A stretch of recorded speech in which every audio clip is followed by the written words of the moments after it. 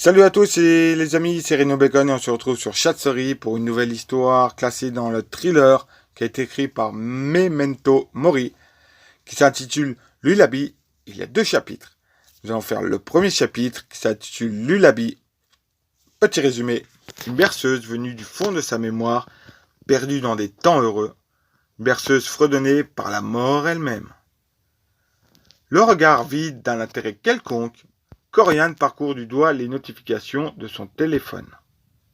L'adolescente contemple les messages de ses amis sur les divers réseaux sociaux, le doigt suspendu, hésitant sur quelle conversation se rendre. Un message d'un inconnu attire alors son attention.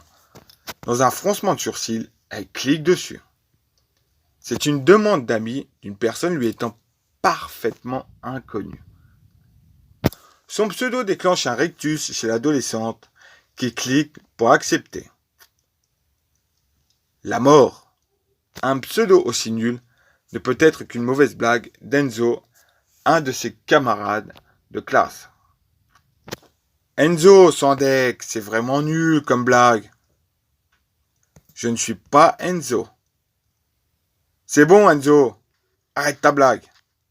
Elle est nulle. L'adolescente avait un léger sourire aux lèvres. La blague de son camarade était, certes, puérile et idiote, mais n'en restait pas moins amusante. Coriane décida de rentrer dans son jeu. Ok, t'es la mort. Alors combien de temps il me reste à vivre, Madame la mort? La réponse mit, cette fois, plus de temps à lui parvenir, comme si Enzo écrivait énormément. La mort est pour vous un principe totalement abstrait. En effet, quand peut-on considérer que nous sommes morts? Quand le cerveau cesse de fonctionner? Les personnes dans le coma sont-elles mortes? Dans ce cas? Quand le cœur cesse de battre? Peut-être. Si c'est le cas, alors vous êtes morte. Coriane dut relire plusieurs fois pour être sûre d'avoir bien compris. Tout d'abord, cela ne ressemblait pas à Enzo de faire une blague de ce type. Ensuite, pourquoi son interlocuteur disait-il qu'elle était déjà morte? Je suis en vie. En êtes-vous sûr? Vous êtes égoïste et méprisante. Vous vous pensez tellement supérieur aux autres et vous complaisez dans votre ignorance. Peut-on considérer que, d'un point de vue symbolique, votre cœur bat encore? Cette critique laissa l'adolescente sans voix. Elle ne trouvait rien à répondre, rien à redire. Coriane savait juste que ce n'était pas Enzo.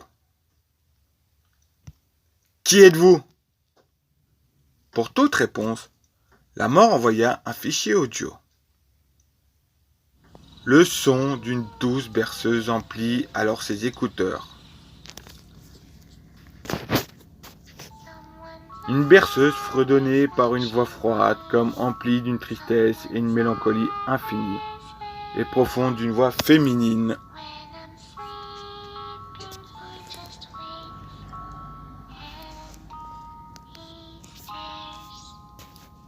Aux accents graves et humains.